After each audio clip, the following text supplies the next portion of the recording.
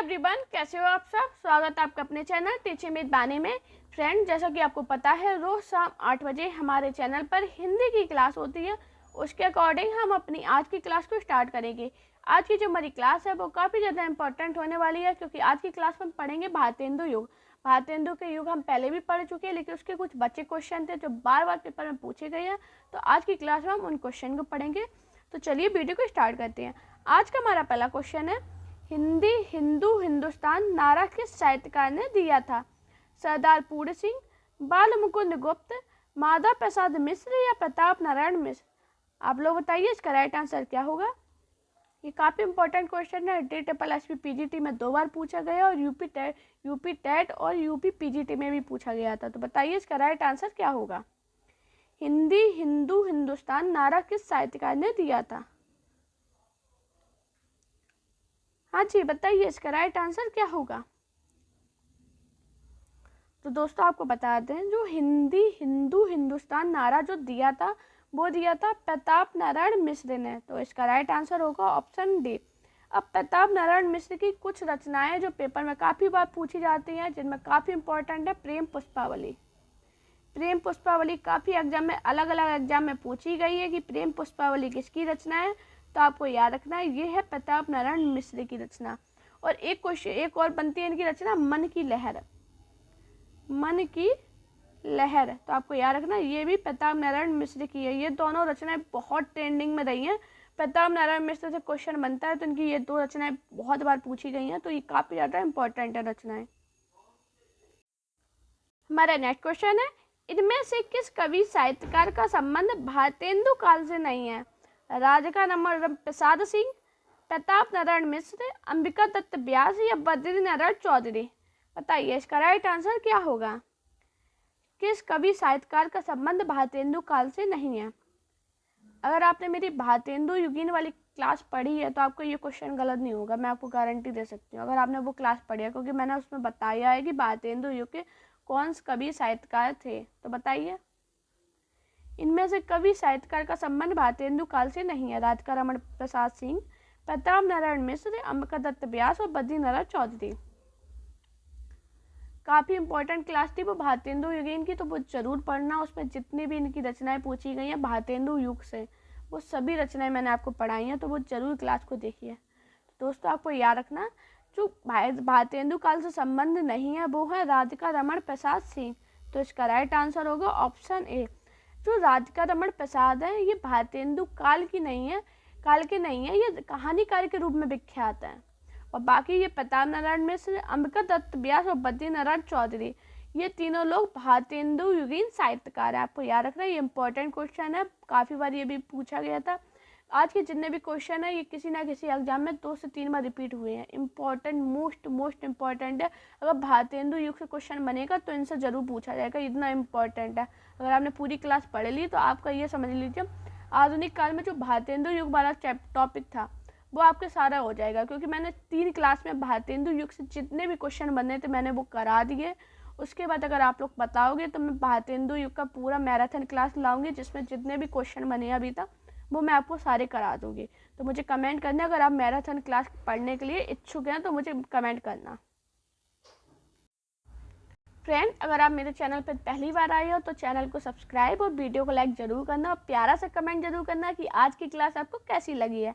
हमारा next question है, भारतेंदु के हिंदी योगदान का स्वरूप है स्वयं रचनाएं लिखकर, समाचार पत्र लिखकर, भारतेंदु मंडल का गठन करके, या इनमें से सभी साधनों के माध्यम से? तो आप लोग बताइए इसका राइट आंसर क्या होगा। हाँ जी, क्या है इसका राइट आंसर, बताइए जल्दी से, जल्दी से बताइए इसका राइट आंसर क्या होगा। भारतेंदु के हिंदी योगदान का स्वरूप है। तो दोस्तों आपको बता दें, जो भारतेंदु के हिंदी योगदान का स्वरूप है स्वयं रचनाएं लिखकर, समाचार पत्र निकालकर, भारतेंदु मंडल का गठन करके। तो इसका राइट आंसर होगा ऑप्शन डी, इनमें से सभी साधनों के माध्यम से। अब आपको याद रखना, जो भारतेंदु युग का जो टाइम पीरियड है वो कितना है। पेपर में पूछा गया कि भारतेंदु युग को पुनः जागरण काल भी बोलती है, और इसका टाइम पीरियड क्या है। तो आपको याद रखना 1850 से कब तक है, 1900 ईस्वी तक माना जाता है। तो क्या मैंने बताया आपको, हिंदी का भारतेंदु युग का जो हिंदी योगदान का स्वरूप है वो है स्वयं रचनाएं लिखकर, समाचार पत्र निकालकर, भारतेंदु मंडल का कथन करके। और इसका जो टाइम पीरियड है वो कितना है, 1850, माफी चाहेंगे तो 1850 होगा, 1850 से 1900। आपको याद रखना, गलती से लिख गया था, मैंने आप लोग को मैम गलत पढ़ा गई, क्योंकि अगर गलती छोटी सी भी हो जाती, गलती से आप लोग तुरंत कहते मैम ये आपने गलत पढ़ाया, तो आपको याद रखना। तो भारतेंदु युग का टाइम पीरियड है वो है 1850 से कब तक है, 1900 तक। आपको याद रखना, ये इंपॉर्टेंट पॉइंट है, पेपर में पूछा गया है कि भारतेंदु युग का कालखंड कितना माना गया है, तो आपको याद रखना 1850 से 1900 तक।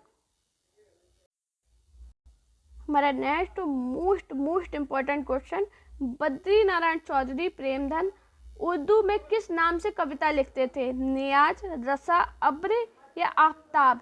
आप लोग बताइए इसका राइट आंसर क्या होगा। हाँ जी दोस्तों, बताइए इसका राइट आंसर क्या होगा। बद्री नारायण चौधरी उर्दू में किस नाम से कविता लिखते थे, जल्दी से बताइए इसका राइट आंसर क्या है। ये केबीएस में भी पूछा गया, हिमाचल प्रदेश टीजीटी में पूछा गया था, यूपी टीजीटी पीजीटी में तो पूछा ही गया, तो इम्पोर्टेंट है बहुत ज़्यादा, और झारखंड टीजीटी में भी पूछा गया, तो सोच लीजिए कितना इम्पोर्टेंट है ये क्वेश्चन। बद्री नारायण चौधरी प्रेमधन उर्दू में किस नाम से कविता लिखते थे, बताइए। नियाज, रसा, अब्र, आफ्ताब, बताइए। तो दोस्तों आपको याद रखना, बद्री नारायण चौधरी उर्दू में अब्र नाम से कविता लिखते थे, तो इसका राइट आंसर क्या होगा, ऑप्शन सी। अब बद्री नारायण चौधरी की कुछ रचनाएं जो पेपर में पूछी जाती हैं, तो आपको याद रखना, मयंक महिमा बहुत बार पूछी गई है कि मयंक महिमा किसकी रचना है। तो दोस्तों आपको याद रखना, जो मयंक महिमा रचना है ये प्रेम घन की है, बद्री नारायण चौधरी। कभी कभी प्रेम घन ही लिख के दे देते, तो आपको इनका पूरा नाम याद रखना, बद्री नारायण चौधरी प्रेम घन। तो इनकी रचना कौन सी मैंने बताई, मयंक महिमा। एक पूछी जाती है लालित्य लहरी, कौन सी लहरी, लालित्य लहरी। ये दोनों रचनाएं इनकी काफ़ी बार पेपर में पूछी गई हैं। वैसे इनकी जितनी भी रचनाएं जो पेपर में बहुत ज़्यादा पूछी गई हैं, वो मैंने पूरी एक सेपरेट क्लास बनाई है भारतेंदु युगीन की रचनाओं के नाम से, तो उस क्लास को जरूर देखिए, काफ़ी ज़्यादा इंपॉर्टेंट है। पेपर में जितने भी उससे क्वेश्चन बने हैं अभी तक भारतेंदु युग की रचना से, वो सारी मैंने आपको पढ़ाई रखी हैं। तो मैंने आपको क्या बताया, बद्री नारायण चौधरी प्रेमधन उर्दू में अब्र नाम से कविता लिखते थे। इनकी जो इम्पोर्टेंट रचना है वो है मयंक महिमा और लालित्य लहरी। लालित्य है, आपको याद रखना, ललित नहीं है, लालित्य लहरी है। इसमें क्वेश्चन एक बार पूछा गया था, उसमें लालित्य भी ऑप्शन में था और ललित्य भी था, तो आपको समझ के याद रखना कि मैंने क्या पढ़ा है, लालित्य लहरी। हमारा नेक्स्ट क्वेश्चन है, भारतेंदु युग के कवियों में अधिकांशतः किस भाषा में कविता की हैं, खड़ी बोली, उर्दू, अवधी, ब्रज भाषा? आप लोग बताइए इसका राइट आंसर क्या होगा। ये यूपी पीजीटी में पूछा गया था क्वेश्चन, तो बताइए इसका राइट आंसर क्या होगा। भारतेंदु युग के साहित्यिक, मैंने क्वेश्चन क्या बताया, भारतेंदु युग के कवियों की ने अधिकांशतः किस भाषा में कविता की है, तो बताइए जल्दी से बताइए, खड़ी बोली, उर्दू, अवधी या ब्रज भाषा?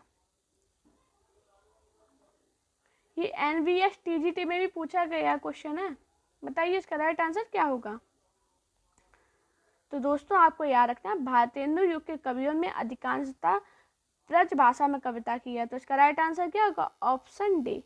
मोस्ट इंपॉर्टेंट पॉइंट है।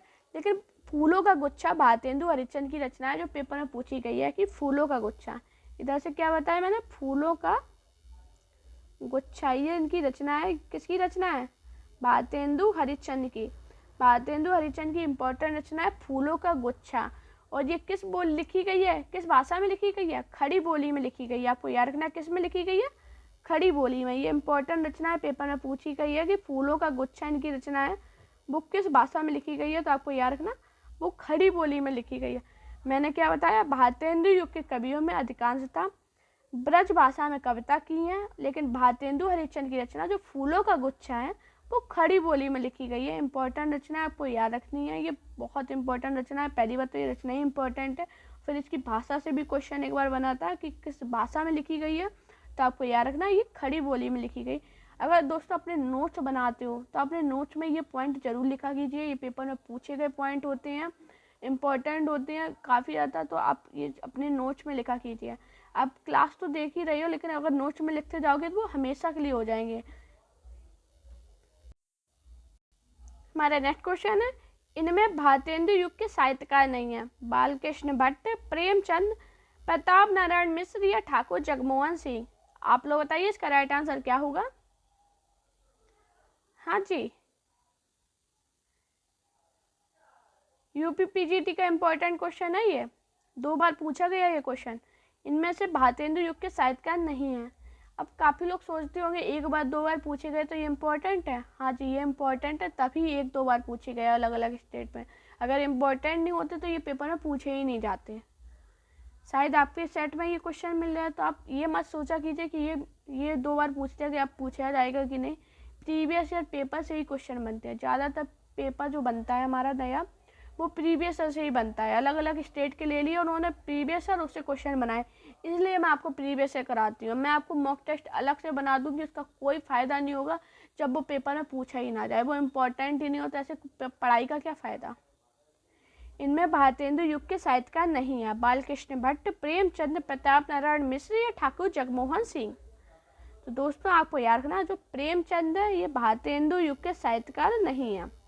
अब आप कहोगे भारतेंदु युग के नहीं है तो ये कहाँ के हैं, तो आपको याद रखना है इनके नाम से खुद प्रचलित है भारतेंदु युगीन। आपने पढ़ा होगा, इनके नाम से खुद एक युग है प्रेमचंद युगीन, आपने पढ़ा होगा। तो आपको याद रखना ये प्रेमचंद है, ये भारतेंदु युग के साहित्यकार नहीं है। और ये बालकृष्ण भट्ट, प्रताप नारायण मिश्र और ठाकुर जगमोहन सिंह ये भारतेंदु युग के साहित्यकार हैं। ये इंपॉर्टेंट क्वेश्चन है, अपने नोट्स में जरूर लिखिए। हमारा नेक्स्ट क्वेश्चन है, भारतेंदु की कौन सी रचना पयार छंद में लिखी गई है। वर्षा विनोद, प्रात समीरन, बंदर सभा या प्रेम सरोवर। बताइए इसका राइट आंसर क्या होगा। ये हिमाचल प्रदेश पीजीटी में पूछा गया था क्वेश्चन 2016 में। तो बताइए भारतेंदु की कौन सी रचना पयार छंद में लिखी गई है। बंदर सभा, वर्षा विनोद, प्रात समीरन या प्रेम सरोवर। बताइए इसका राइट आंसर क्या होगा। तो दोस्तों आपको याद रखना, भारतेंदु की जो रचना है पयार छंद में लिखी गई है वो है प्रात समीरन। इसका राइट आंसर है ऑप्शन बी। अब आपको याद रखना है, इसमें क्वेश्चन बनाता कि बंदर सभा किस शैली में लिखी गई। तो आपको याद रखना ये लिखी गई है कौन सी शैली में, परोडी शैली। पेपर में पूछी गई है, आपको इम्पोर्टेंट है, ये नोट्स में ज़रूर लिख लीजिएगा, बहुत ज़्यादा इम्पोर्टेंट है। वर्षा विनोद, वर्षा विनोद तो 2 से 3 बार पूछी गई है कि वर्षा विनोद कौन से छंद में लिखी गई है। तो आपको याद रखना ये लावनी छंद में लिखी गई है। इंपॉर्टेंट पॉइंट है ये, मैं जितने भी अलग से बताती हूँ ये सभी इंपॉर्टेंट होते हैं। तो मैंने क्या बताया, भारतेंदु की कौन सी रचना पयार छंद में लिखी गई है, तो वो है प्रात समीरन। वर्षा विनोद है वो लावनी छंद में लिखी गई है। और बंदर सभा परोडी शैली में लिखी गई। इंपॉर्टेंट पॉइंट अपने नोट्स में जरूर लिखिया गया। हमारा नेक्स्ट क्वेश्चन, जो है मैंने आप कई बेर परिश्रम किया कि खड़ी बोली में कुछ कविता बनाऊं, पर वह मेरे चिंता अनुसार नहीं, यह कथन किसका है। अयोध्या सिंह उपाध्याय हरिओद, भारतेंदु हरिचंद, अयोध्या प्रसाद खत्री, जगन्नाथ रत्नाकर। बताइए इसका राइट आंसर क्या होगा। ये केबीएस पीजीटी में पूछा गया था। तो बताइए किसका कथन है ये। आप लोग कमेंट में जरूर बताना आपका स्कोर कितना जाता है। आप लोग कोई कमेंट ही नहीं करते हो कि आपका स्कोर कितना जाता है। अभी तक किसी का ये कमेंट नहीं आया कि मेरा स्कोर इतना गया, इतने क्वेश्चन मैंने सही कर लिए। कोई भी कमेंट नहीं करता है। तो प्लीज़ आपसे रिक्वेस्ट करूँगी कमेंट जरूर किया कीजिए, जिससे मुझे आइडिया लगे आप ऐसे क्वेश्चन कर पाते हो। ये लेवल में ज़्यादा बढ़ा रखा है तो मैं थोड़ा कम लेवल लेके आऊँ, तो मुझे कमेंट जरूर कीजिए। जो है मैंने आप कई बेर परिश्रम किया कि खड़ी बोली में कुछ कविताएं बनाऊं, पर वह मेरे चिंता अनुसार नहीं है। ये जो कथन है ये है भारतेंदु हरिश्चंद्र का। तो इसका राइट आंसर है ऑप्शन बी।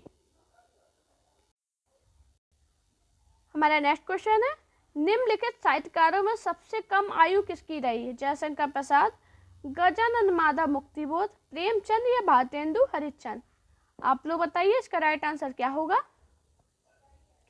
सबसे कम आयु किसकी थी बताइए। उनकी जन्म मृत्यु अगर आपको याद होगी तभी आप ये क्वेश्चन कर पाओगे। तो दोस्तों आपको बता दें, जो जयशंकर प्रसाद का जन्म है वो 1889 में हुआ था। और मृत्यु कब हुई थी, बताइए जल्दी से। इनकी मृत्यु कब हुई थी, 1937 में। जो गजानन माधव मुक्तिबोध है, इनका जन्म 1917 में हुआ था और मृत्यु कब हुई थी, 1964 में। अगर हम प्रेमचंद की बात करें तो प्रेमचंद का जन्म 1880 में हुआ था, 1880 में हुआ था और इनकी मृत्यु 1936 में हुई थी। और भारतेंदु हरिश्चंद्र की अगर हम बात करें तो इनका जन्म 1850 में हुआ था और मृत्यु कब हुई थी, 1885 में। अब देख लीजिए इसका राइट आंसर क्या होगा। तो 1889 से 1937 तक रहा, तो इनका टाइम पीरियड 48 वर्ष का था। गजानन माधव मुक्तिबोध की बात करें तो इनका जन्म टाइम पीरियड था वो 47 वर्ष का था। और अगर प्रेमचंद की बात करें तो इनका जो टाइम था वो था 56 वर्ष का, ठीक है। लेकिन हम भारतेंदु हरिश्चंद्र की बात करें तो ये इनके जो समय था वो सिर्फ मात्र 35 वर्ष का था। तो इसका राइट आंसर होगा option D, Bharatendu Harishchandra. Question क्या था, साहित्यकारों में सबसे कम आयु रही तो किसकी रही थी, भारतेंदु हरिश्चंद्र की। इनकी उम्र मात्र 35 वर्ष की थी तब इनका देहांत हो गया था। ये पेपर में पूछा गया कि इनकी उम्र कितनी थी, तो आपको याद रखना 35 वर्ष थी। इनका टाइम पीरियड पूछा जाए तो क्या है, 1850 से 1885। अगर जयशंकर प्रसाद की बात करें तो इनका टाइम पीरियड 1889 से 1937 तक था। इनकी एज कितनी थी, 48 साल थी। गजानन माधव मुक्तिबोध की बात करें तो इनका जो समय था 1917 में इनका जन्म हुआ था और 1964 में इनकी मृत्यु हुई थी। इस हिसाब से इनकी एज 47 वर्ष थी। और प्रेमचंद की बात करें 1880 में इनका जन्म हुआ था, 1936 में इनकी मृत्यु, तो इनका टाइम था कितना, 56 वर्ष। ये इंपॉर्टेंट, मोस्ट इम्पॉर्टेंट है। एक क्वेश्चन में 4 क्वेश्चन बने हैं, समझ लीजिए।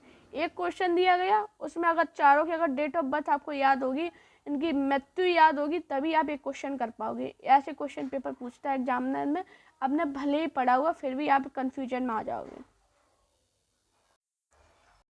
हमारा नेक्स्ट क्वेश्चन है, आचार्य रामचंद्र शुक्ल की दृष्टि में किस युग के लेखकों की दृष्टि व्याकरण के नियमों पर अच्छी तरह नहीं जमी थी, द्विवेदी युग, छायावादी युग, भारतेंदु युग या प्रगतिवादी युग। बताइए इसका राइट आंसर क्या होगा। ये यूपी पीजीटी 2013 में पूछा गया क्वेश्चन है, तो बताइए इसका राइट आंसर क्या है। आचार्य रामचंद्र शुक्ल की दृष्टि किस युग के लेखकों की दृष्टि से व्याकरण के नियमों पर अच्छी तरह नहीं जमी थी। तो दोस्तों आपको बता दें इसका राइट आंसर है ऑप्शन सी, भारतेंदु युग। हमारा नेक्स्ट क्वेश्चन है, भारतेंदु की खड़ी बोली में रचित कविताओं का संग्रह किस नाम से प्रसिद्ध है, फूलों का गुच्छा, प्रेम सरोवर, प्रेम तरंग, प्रेम माधुरी। स्टार्टिंग में ही मैंने बताया था भारतेंदु हरिश्चंद्र की रचना पूछी गई है। जब मैंने वो क्या बोला था, भाषा भी पूछी गई, किस भाषा में, तो आपको मैंने क्या बताया था, फूलों का गुच्छा है वो खड़ी बोली में रचित है। तो इसका राइट आंसर क्या है, ऑप्शन ए, फूलों के गुच्छा के साथ साथ एक दशरथ विलाप। ये भी पेपर में पूछी गई है कि दशरथ विलाप किसकी रचना है और ये किस भाषा में रचित है। तो आपको याद रखना, जो दशरथ विलाप रचना है वो भारतेंदु हरिश्चंद्र की है और ये भी खड़ी बोली में रचित है। इंपॉर्टेंट रचना है ये। देखो मैंने अभी ये बताया था आपको, स्टार्टिंग में ही बताया था कि फूलों के गुच्छा से पूछ सकते हैं ये किस भाषा में, तो किस में थी, खड़ी बोली में। मैंने क्या बताया, भारतेंदु की खड़ी बोली में रचित कविता कौन सी है, फूलों का गुच्छा, दशरथ विलाप। हमारा नेक्स्ट क्वेश्चन है, कौन सा लेखक भारतेंदु मंडल का नहीं है, प्रताप नारायण मिश्र, प्रेमधन, बालकृष्ण भट्ट, श्रीधर पाठक। मैंने क्या बताया था, बद्री नारायण ना पूछ के सिर्फ प्रेमधन करके भी क्वेश्चन बन सकता है। क्या है, कौन सा लेखक भारतेंदु मंडल का नहीं है, तो बताइए इसका राइट आंसर क्या होगा। हाँ जी, प्रताप नारायण मिश्र, ये तो भारतेंदु मंडल के हैं। प्रेमधन भी है, बालकृष्ण भट्ट भी है, तो इसका राइट आंसर क्या होगा, ऑप्शन डी, श्रीधर पाठक। दोस्तों ये जो श्रीधर पाठक है ये भारतेंदु मंडल के नहीं है, ये द्विवेदी युगीन स्वच्छंदवादी कवि हैं। कौन से हैं, द्विवेदी युग के। आपको याद रखना ये द्विवेदी युग के हैं। अभी द्विवेदी युग मैंने नहीं पढ़ाया है, जल्दी इसके कंप्लीट करा दो, उसके बाद द्विवेदी युग के क्वेश्चन कराओगे। तो आपको याद रखना द्विवेदी युगीन स्वच्छंदवादी कवि थे। हमारा नेक्स्ट क्वेश्चन है, हिंदी साहित्य के साहित्यकार 1850 से 1900 ईस्वी के काल को किस नाम से जानते हैं, द्विवेदी युग, शुक्ल युग, भारतेंदु युग या छायावादी युग। बताइए इसका राइट आंसर क्या होगा। 1850 से 1900 ईस्वी, बताइए। तो दोस्तों आपको याद रखना, जो 1850 से 1900 ईस्वी तक जो काल है वो है भारतेंदु युग। तो इसका राइट आंसर है ऑप्शन सी। हमारा नेक्स्ट क्वेश्चन है, समस्या पूर्ति किस युग की विशेषता है? भारतेंदु युग, द्विवेदी युग, छायावादी युग या प्रगतिवादी युग? बताइए आप लोग इसका राइट आंसर क्या होगा। ये यूपी पीजीटी में पूछा गया था क्वेश्चन, इससे पहले वाला तो वो झारखंड टीजीटी में पूछा गया था। तो बताइए समस्या पूर्ति किस युग की विशेषता है? तो दोस्तों आपको याद रखना, जो समस्या पूर्ति है ये भारतेंदु युग की विशेषता है। तो इसका राइट आंसर है ऑप्शन ए। दोस्तों अगर आपको मेरी वीडियो पसंद आई हो तो वीडियो को लाइक कीजिए, चैनल को सब्सक्राइब कीजिए और अपने दोस्तों से इस वीडियो को शेयर कीजिए। साथ में सभी लोग कमेंट में ज़रूर बताना कि आज की क्लास आपको कैसी लगी है। और मेरा टेलीग्राम अकाउंट टीचिंग विद पानी को जरूर ज्वाइन करना, जिसमें चैनल से रिलेटेड कोई भी इन्फॉर्मेशन होती है हम अपने टेलीग्राम पर चैनल पर डाल देते हैं। साथ में आप मेरा इंस्टाग्राम अकाउंट वानी शर्मा ऑफिशियल पर मुझे फॉलो कीजिए। अपना प्यार और सपोर्ट चैनल पर इसी प्रकार बनाए रखिए। Thank you guys watching this video.